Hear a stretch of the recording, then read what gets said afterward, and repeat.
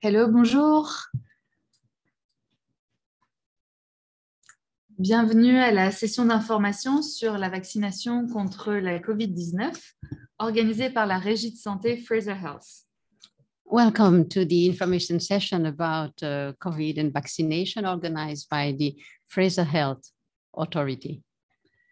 Je m'appelle Anne Stoll, je représente les services francophones de l'Autorité provinciale de santé. Et à côté de moi, j'ai la docteure Ingrid Tyler, médecin hygiéniste de Fraser Health, ainsi que Ingrid Etienne, traductrice au Provincial Language Service. I am Anne Stoll. I'm in charge of the Francophone services of the Provincial Health Authority. And to my left is Dr. Ingrid Huygens, and she is the hygienist doctor in chief at Fraser Health. And I'm the interpreter. Avant de commencer, je voudrais reconnaître que nous sommes ici rassemblés, que nous travaillons, vivons sur les territoires non cédés et traditionnels des nations Coast Salish. Et pour ce qui concerne Fraser Health, les nations Katsi, Semiahmoo, Kwantlen, Coquitlam et Tsawwassen, ainsi que les nombreuses autres nations à travers la Colombie-Britannique, de là où vous pouvez nous rejoindre. I recognize that we are presently on the unceded and traditional territories of the Coast Salish, the Katsi, the Semiahmoo, the Kwantlen, the Coquitlam and Tsawwassen nations. Aujourd'hui, nous allons commencer par une présentation par le Dr Tyler, suivie d'une session de questions et réponses où nous allons vous donner la parole pour répondre aux sujets et aux questions qui vous concernent. N'hésitez pas, prenez toutes ces questions au fur et à mesure et si vous avez besoin d'inspiration, je me ferai un plaisir de contribuer avec d'autres questions de la communauté. So I will start with a presentation by Dr. Tyler, followed by a Q&A. So feel free as we go along to jot down any questions you may have. La session va être filmée pour pouvoir être partagée. Si jamais vous préférez rester en caméra cachée, vous le pouvez. Et sinon, sentez-vous libre d'ouvrir vos caméras. Ça nous fera très plaisir de vous avoir et de vous voir avec nous. The session will be filmed and recorded, so feel free to either stay anonymous or to activate your camera so we have your participation. Et on vous laisse maintenant la parole. Awesome. Well, thank you very much for joining us today to learn more about COVID-19 vaccination. Donc, merci de nous rejoindre aujourd'hui pour en apprendre davantage sur la vaccination sur le COVID. I'm hoping that the main event today is going to be my answering your questions and that we can have some interactive session. But I do have a few words to say before we start, focused on some of the most common questions that I get. Donc, j'espère que nous allons consacrer la majeure partie du temps à vos questions et réponses pour que notre rencontre soit interactive. Mais avant cela, je vais vous parler un petit peu de ce que j'entends comme étant les questions les plus courantes. So I'm often asked about COVID-19 vaccine safety. And I'd like to start by reassuring everybody that COVID vaccines are safe. Public health agencies around the world agree that COVID vaccines are safe and in every case safer than getting COVID-19 illness itself. Donc, je vais commencer par la question qu'on me pose souvent. Le vaccin est-il sécuritaire? Je dois vous dire que oui. Et la majorité des agences, des autorités de santé à travers le monde s'entendent là-dessus, sont d'accord. Le vaccin est sécuritaire et il vaut bien mieux se faire vacciner que d'en souffrir. Even though it seems that the vaccines were developed very quickly, all the safety steps were taken and all the data that is always collected for determining vaccine safety was collected and analyzed. Il semblerait que les vaccins ont été développés très rapidement. Cependant, toutes les mesures de sécurité nécessaires ont dûment été prises et les données qui sont compilées sont aussi analysées soigneusement. And importantly, millions of people have already gotten the COVID-19 vaccines. They've already been immunized. And that shows that the vaccines are safe, highly effective, and again, much safer than being infected with COVID-19 itself. Donc, il y a eu beaucoup de millions, en fait, des millions de personnes qui ont déjà reçu le vaccin et on peut donc le déclarer immédiatement sécuritaire et de toute confiance, et c'est bien mieux comme option de le prendre que de se retrouver infecté. I'm often asked if you can get the vaccine when you have certain other medical conditions or are pregnant or breastfeeding. And the short answer is yes, you can get the vaccine when you're pregnant or breastfeeding and with most common medical conditions. On me demande souvent, puis-je recevoir le vaccin si, par exemple, j'ai d'autres problèmes médicaux, des conditions médicales, si je suis enceinte ou si je suis en train d'allaiter. Et oui, dans tous les cas, dans la majorité des cas, il est possible de le recevoir sans contre-indication. So if you have diabetes, high blood pressure, arthritis,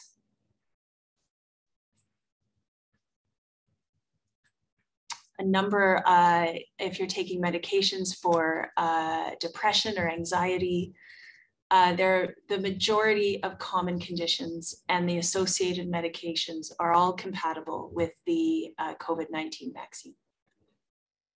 Donc, si vous souffrez de diabète, de haute tension artérielle, si vous prenez des médicaments et que vous avez d'autres types de problèmes, par exemple des médicaments pour combattre la dépression ou l'anxiété, il est donc fiable de prendre le vaccin avec ces conditions-là. And as I mentioned, the vaccine is safe if you're pregnant or breastfeeding, and there's no reason not to get the vaccine if you're planning on becoming pregnant in the future. Donc, comme je vous le disais, le vaccin est sécuritaire si vous êtes enceinte et si vous allaitez et si vous projetez de commencer une grossesse dans le futur, il n'y a aucune contre-indication, vous pouvez le prendre.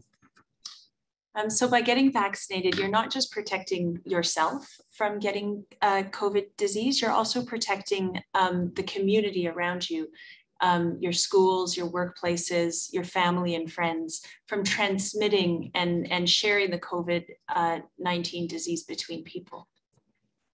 Donc, en recevant le vaccin, c'est non seulement vous-même que vous protégez, mais vous protégez les membres de votre famille, vos collègues de travail, les gens autour de la communauté scolaire, là où vous évoluez. And that's why it's so important for us to get as many people vaccinated as we possibly can, as many as can be vaccinated, before we continue with our reopening and getting back to normal. In terms of going back to, nightclubs and karaoke and fireworks events and other kind of larger community events. Donc, c'est pourquoi il est important que nous continuions à rallier le plus de personnes possible avant à obtenir le vaccin, avant de pouvoir considérer une réouverture, une reprise comme celle, par exemple, que vous avez en tête, pouvoir retourner au nightclub, pouvoir de nouveau faire du karaoké, aller au festival de feux d'artifice, etc. And even if you have had COVID-19, we are still recommending that you get vaccinated, because we know more about the immunity that a vaccine provides compared to that of natural disease. And it's in your best interest to get vaccinated, even if you've had COVID. Donc, si vous avez eu le COVID, nous recommandons d'être vacciné malgré tout, parce que nous savons que l'immunité que produit le vaccin, est meilleure, est plus solide que le fait que ce qu'on ferait pour combattre des maladies naturelles. And once you've been vaccinated, we continue to ask that you follow public health orders and guidance around maintaining distance and wearing a mask and staying at home if you get sick, and any other travel orders or various public health recommendations. Some of those are slowly being lifted, but we're still hoping for more vaccine in the population before we're able to go back to how things were before COVID. Donc, une fois le vaccin est reçu, continuez de suivre les ordonnances de la santé publique. Continuez également de maintenir la distanciation, restez à la maison si vous êtes malade, continuez de porter un masque et continuez d'observer également les règlements qui vont venir en matière de voyage jusqu'à ce que nous puissions, les autorités de santé, progressivement enlever les restrictions et nous voulons voir beaucoup plus de gens vaccinés pour revenir à ce que nous avons connu avant. Now, in terms of getting the vaccine itself, the most important step is to be registered with Immunization BC. And we can bring up that information, I believe. There's a website where you can register, or you can phone this number. There's an option for translator to register and book your vaccine dose. Donc, comment obtenir le vaccin? Ça, c'est la plus importante des informations. Vous pouvez vous rendre sur le site Immunize BC. Le site est là, sur l'écran. Il y a un numéro de téléphone et vous avez l'option de pouvoir obtenir des services d'interprétation, de traduction. Donc, il vous faut vous inscrire. Prenez rendez-vous et inscrivez-vous. Once you register and book an appointment, the vaccine is free. There's no cost. Those who may not have a personal health number, possibly refugees, temporary foreign workers, maybe students from abroad, they can register and book for a vaccine in BC, but you need the phone call option. Donc, une fois que vous êtes enregistré, que vous avez pris rendez-vous, le vaccin est gratuit. Ceux qui n'auraient pas un numéro d'assurance santé de Colombie-Britannique peuvent, par exemple, les réfugiés, les travailleurs temporaires, les étudiants étrangers, peuvent non pas s'inscrire en ligne, mais téléphoner pour prendre rendez-vous et obtenir le vaccin en Colombie-Britannique. That covers the majority of the most common questions I get, but I look forward to hearing what additional questions you may have and sharing this time with you so I can make sure you have all your questions answered.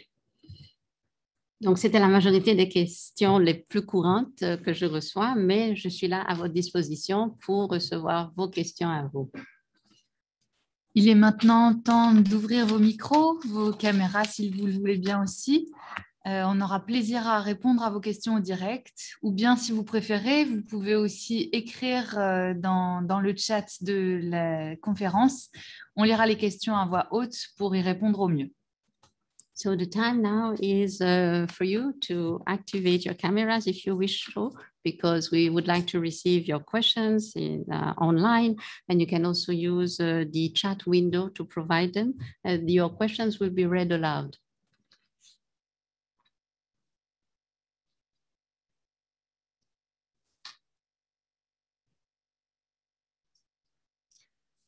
Pendant que vous réfléchissez à vos questions, je vais prendre la parole pour poser quelques-unes des questions que j'ai pu recevoir pendant les appels pendant mon service. Et puis, au fur et à mesure, sentez-vous inspiré, posez vos questions. Elles serviront vraiment à toute la communauté. So while waiting for your questions to come, I'm going to reflect on the questions that came to me at work, and feel free, be inspired, and don't hesitate to ask any questions that come.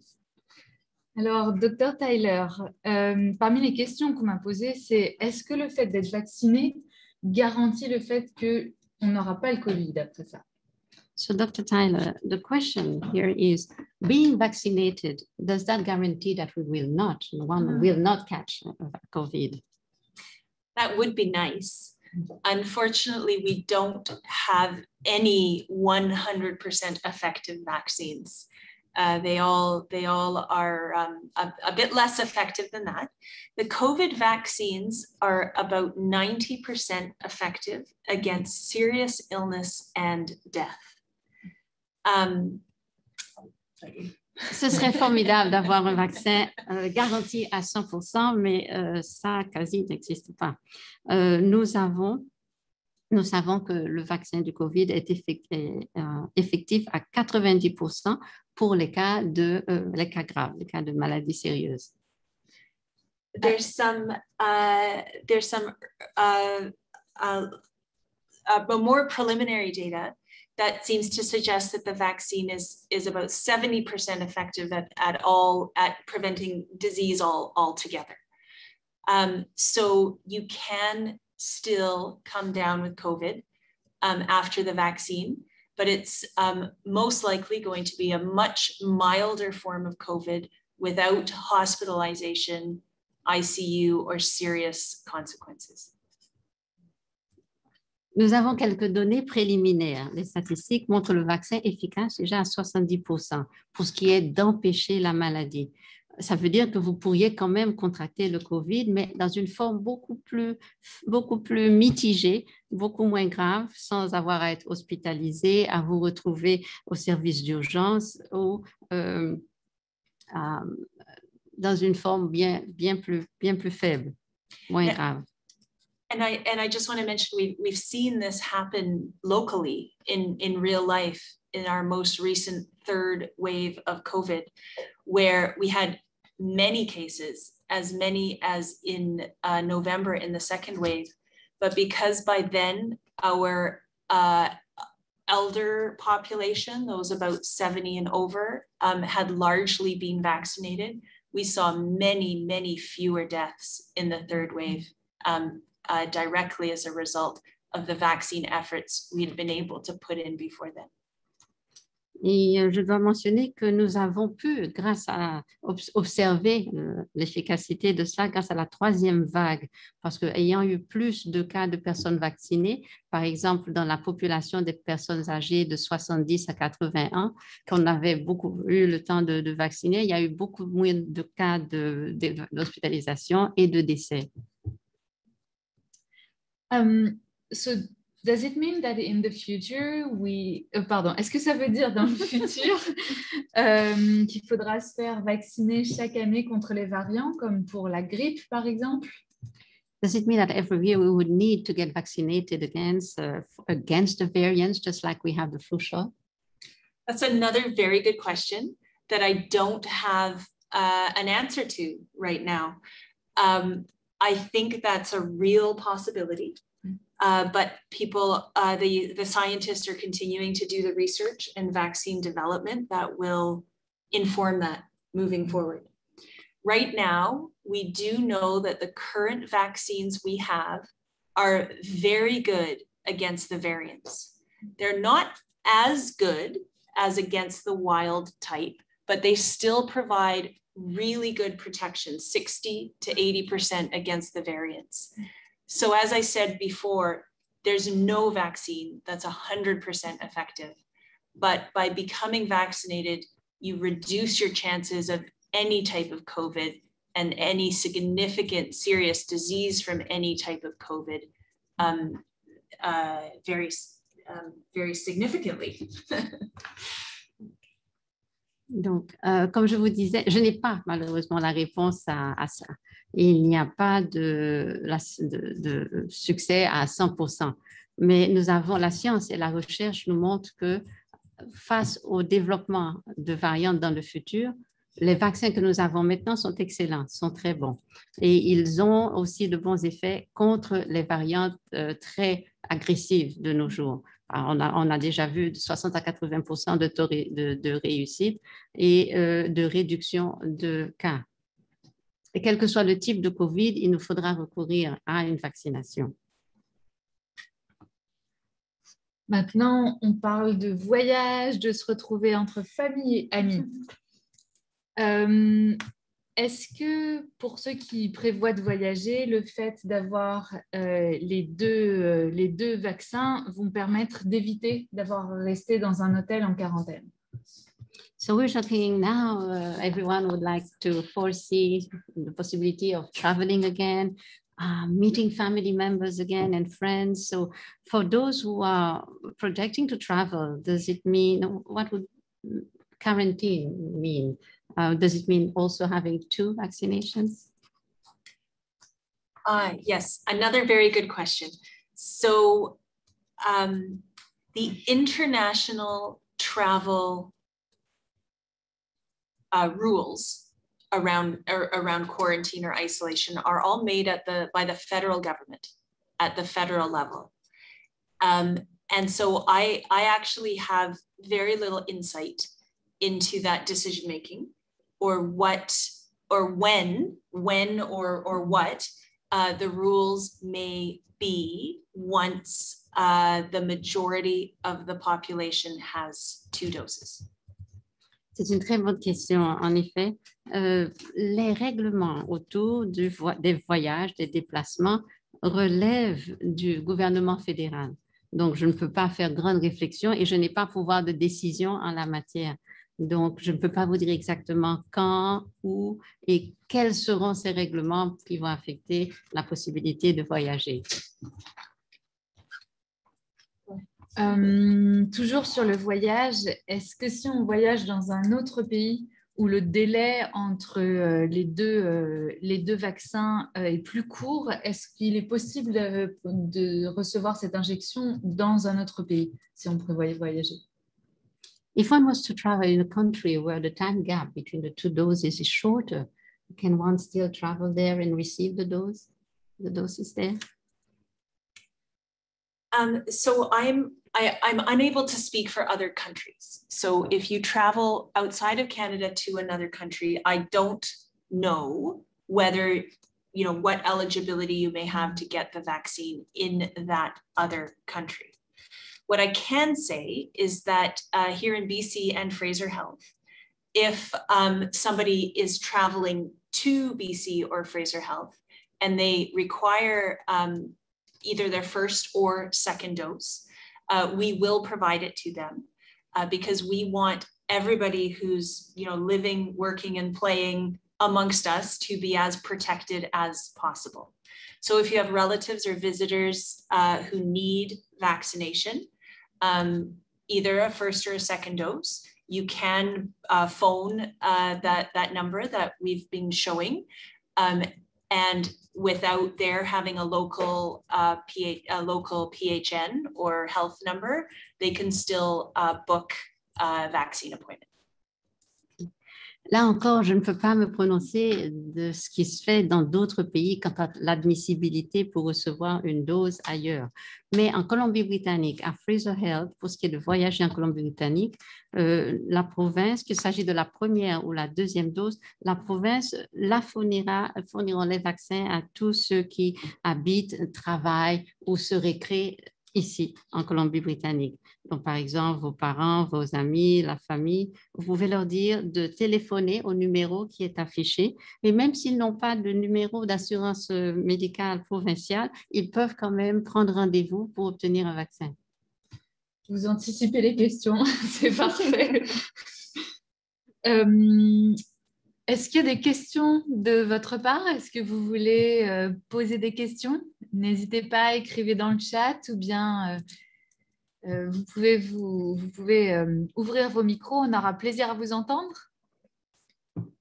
Doctor has anticipated my questions, so now the turn is yours. We'll be happy to welcome your questions. You can use your microphone to speak them aloud or type them in the chat window.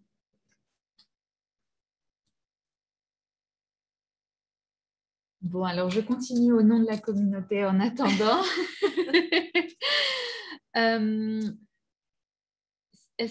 Il y a beaucoup de discussions autour des différents types de vaccins contre la COVID-19. Est-ce qu'il faut avoir le même? Est-ce qu'il faut changer de laboratoire?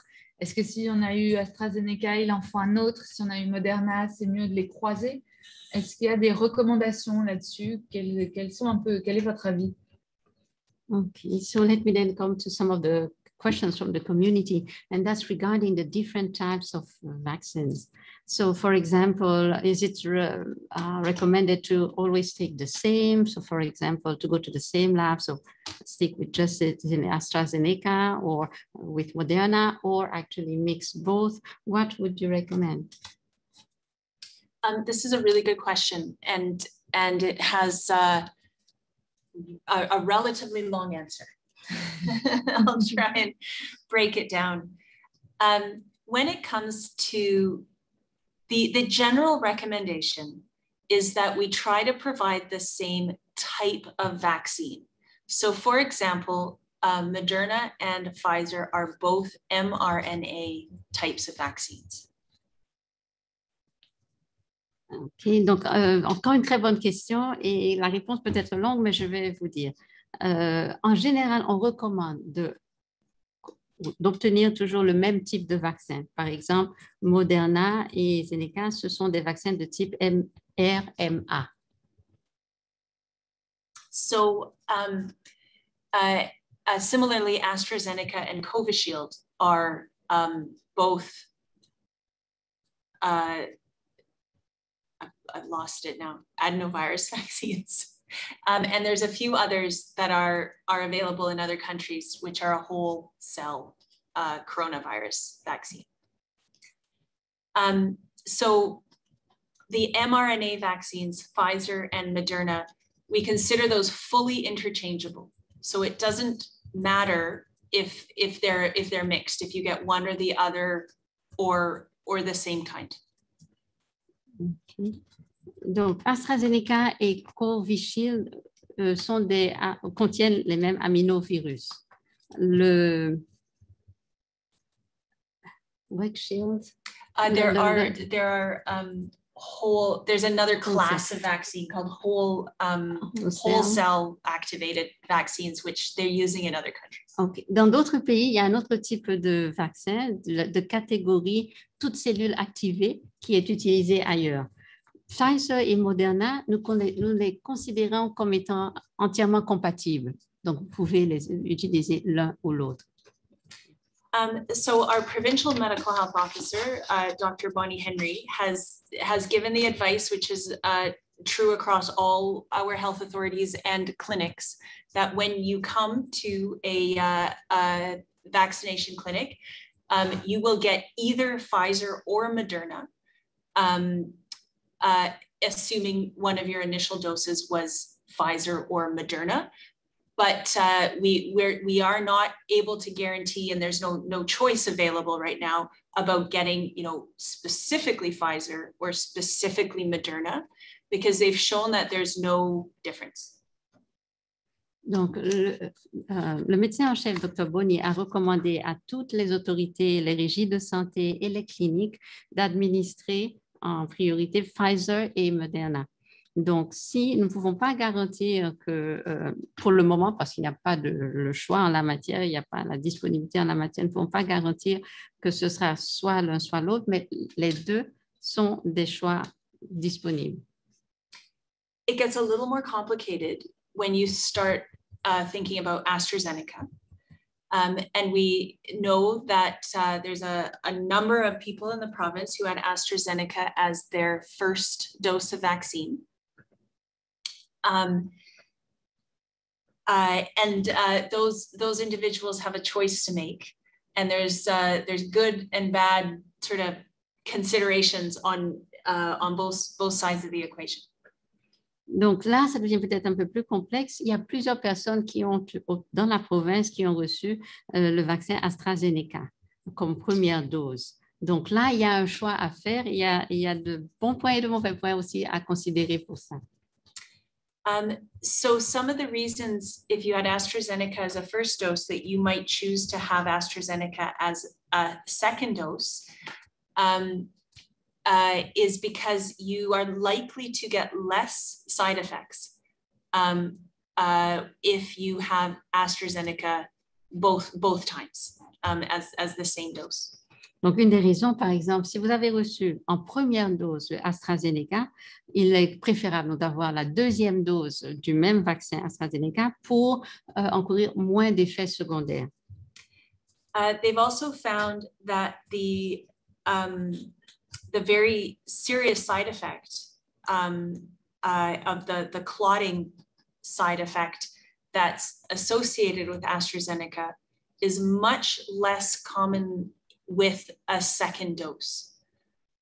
Ils ont aussi déterminé que la réaction majeure de coagulation de ces caillots de sang est beaucoup moins commun lorsqu'on a eu la deuxième dose de AstraZeneca. Having said that, some people may still be concerned, particularly those who are younger.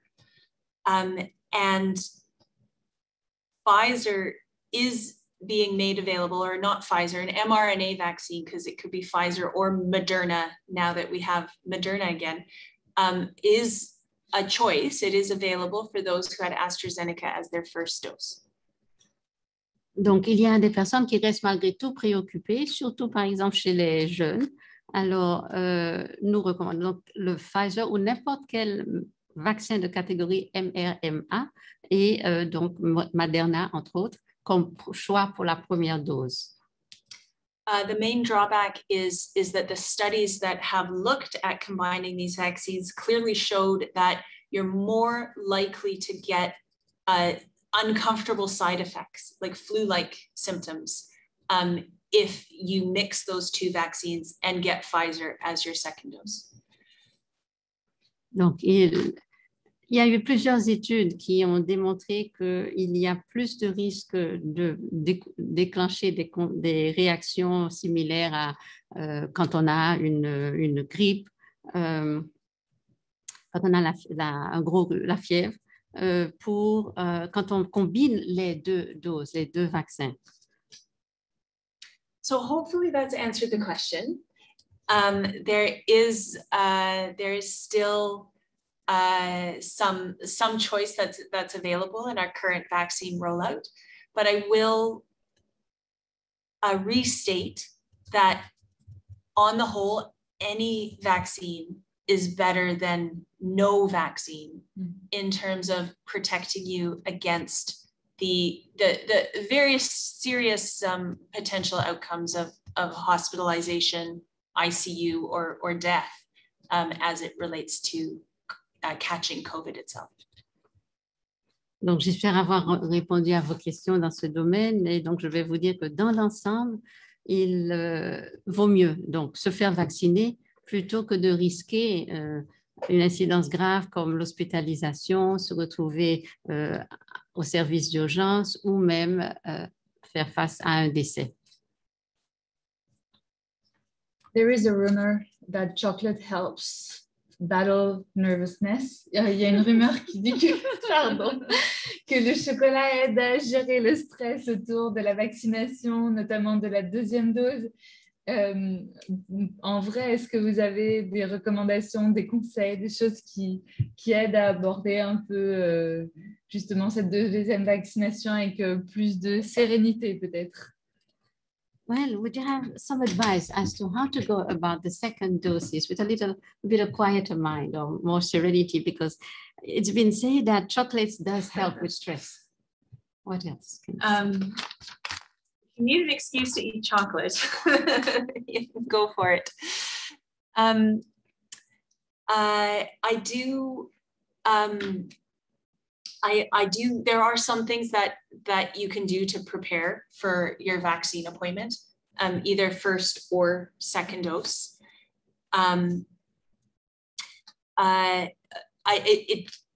It definitely helps to eat. We've seen this. People who have not eaten in a long time, who may have sort of lower blood sugar, that can exacerbate your stress, and your body doesn't have, if your body gets stressed or nervous, it doesn't have a reserve. So definitely don't come to your vaccine appointment on an empty stomach or without having eaten in a long time. Wear sleeves you can roll up, or short sleeves under something you can take off. You may want to come in layers. It's warmer now, but sometimes these big halls can be cold. now they might be hot, but do prepare for, you know, some coming in various layers.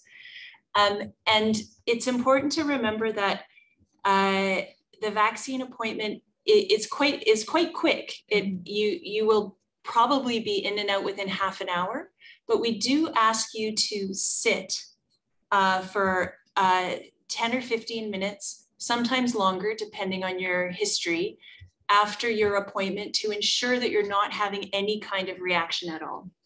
That you're not, you know, that you're not feeling faint, that you're not that you're not having any kind of reaction. And sometimes people don't realize that they'll be asked just to, after their vaccination, to just sit and wait for 15, sometimes up to 30 minutes, just to make sure you're totally okay before we send you on your way. Tous les motifs sont bons pour manger du chocolat, alors allez-y. Mais voilà 2-3 petits conseils pour bien se préparer, ou mieux se préparer à recevoir soit la première ou la deuxième dose. Toujours manger avant d'y arriver pour éviter, par exemple, qu'il y ait des fluctuations de tension ou de glucose dans le sang qui peuvent exacerber le stress et la nervosité parce que ça laisserait le corps avec moins de résistance, moins de réserve.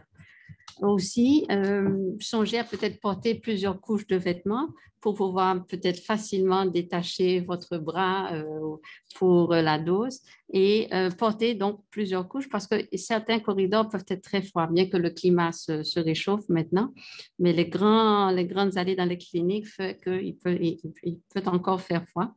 Et lorsque vous avez votre rendez-vous pour le vaccin, à ce moment-là, songez à rester assis après l'avoir reçu à peu près une demi-heure à 15 à 30 minutes ou plus longtemps pour s'assurer qu'il n'y a aucune réaction avant que vous ne vous sentez pas un peu étourdi ou mal à l'aise. Donc, avant de se déplacer et de continuer vos activités, 15 à 30 minutes.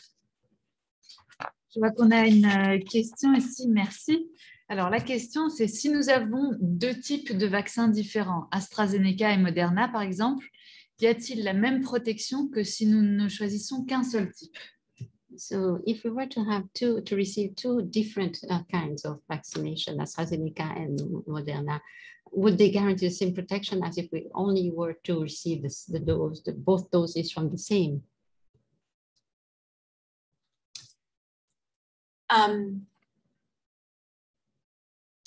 There's a very technical answer to this question that I'm going to try not to get into a huge amount of details of.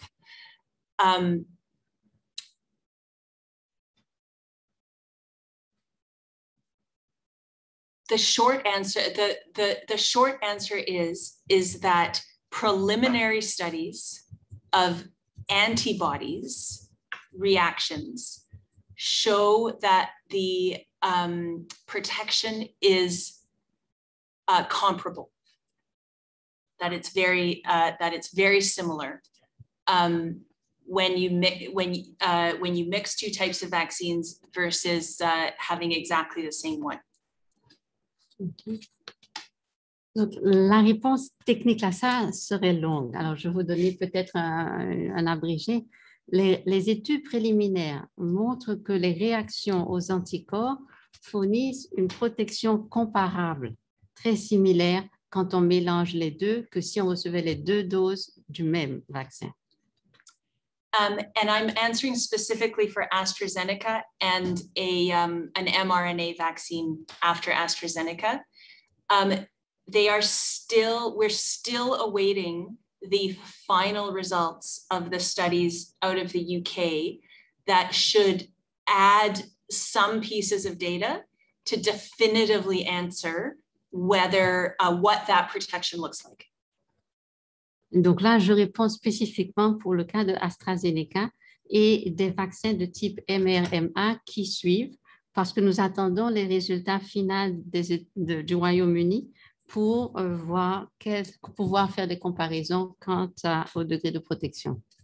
So to maybe put it another way, there's no reason to think that it won't be equivalent protection, but we haven't shown that yet. Donc, pour dire les choses simplement, c'est qu'il n'y a pas de raison de penser que ce ne serait pas la même protection, mais nous attendons les données probantes de ça. Est-ce qu'il y a d'autres questions des participants? Est-ce que vous avez encore des questions, des interrogations, des hésitations dont vous voudriez parler avec le Dr Tyler? And other questions from the participants, hesitation, would you like to speak to Dr. Tyler? And I actually realized there's another common question that I could just answer while we're waiting for others. I often get asked about side effects from the vaccines. I mean, some people don't have any side effects whatsoever, for sure, but it's uncommon that there's any medical intervention, any sort of medication or medical procedure that doesn't come with no discomfort or side effects at all. Donc, pendant que nous attendons vos questions, je vais peut-être vous parler des effets secondaires du vaccin. Quelle que soit l'intervention médicale, qu'il s'agit d'une chirurgie ou autre, dès qu'il y a une intervention médicale, on doit s'attendre à ce qu'il y ait un certain malaise pour le moins. So as you might have experienced with flu vaccine or measles vaccine or many others, the most common side effect is pain for a few days in the place where you get the vaccine.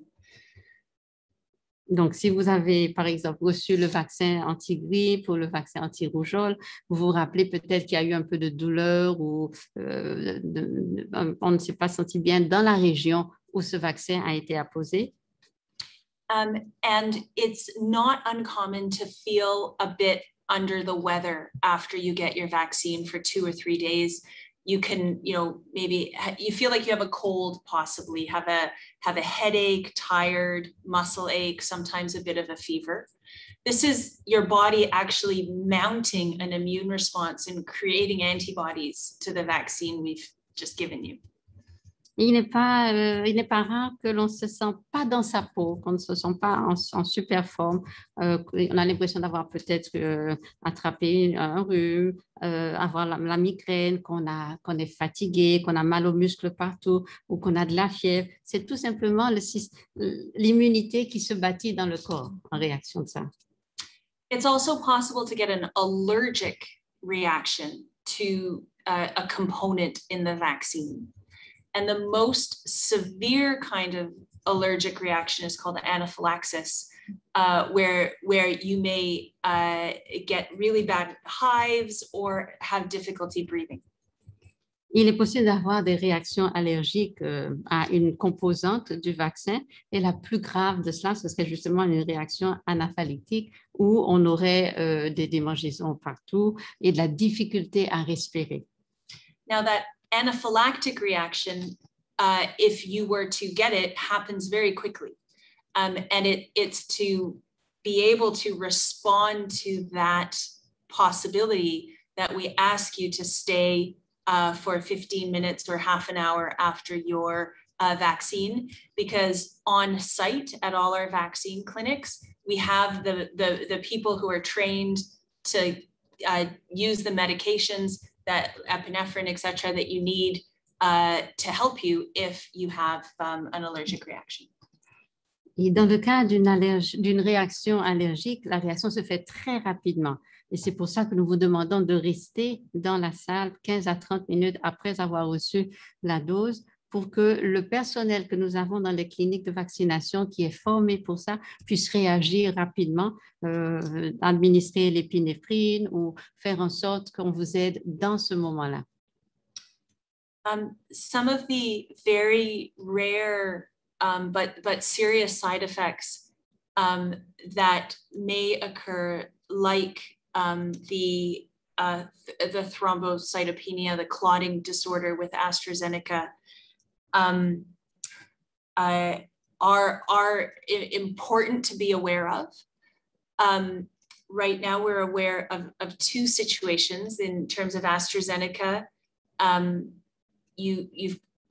We know more about that now. It's been around for a while.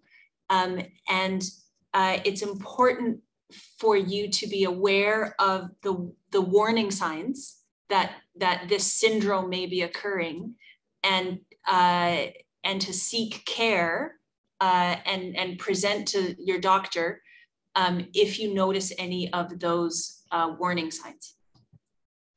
Maintenant, donc il est important d'être conscient, d'être au courant des effets secondaires sérieux. Par exemple, quand on parle de problèmes reliés à une thrombose ou la coagulation, les caillots de sang, c'est important donc d'être au courant, de savoir. Par exemple, on a maintenant plus d'informations avec ces deux situations remontant à AstraZeneca, et parce qu'elles sont en cours depuis quelque temps, donc nous sommes conscients des signes avant-coureurs, et c'est important pour vous donc de pouvoir détecter si le syndrome se présente et que vous puissiez tout de suite rechercher de l'aide, à consulter votre docteur. Est-ce que vous voudriez nous en dire un petit peu plus sur ces symptômes, justement? Est-ce que c'est des choses que tout le monde peut connaître et apprendre à reconnaître? Would you like to tell us more about the symptoms? How can anyone be able to spot them? I'm trying to do this in chunks.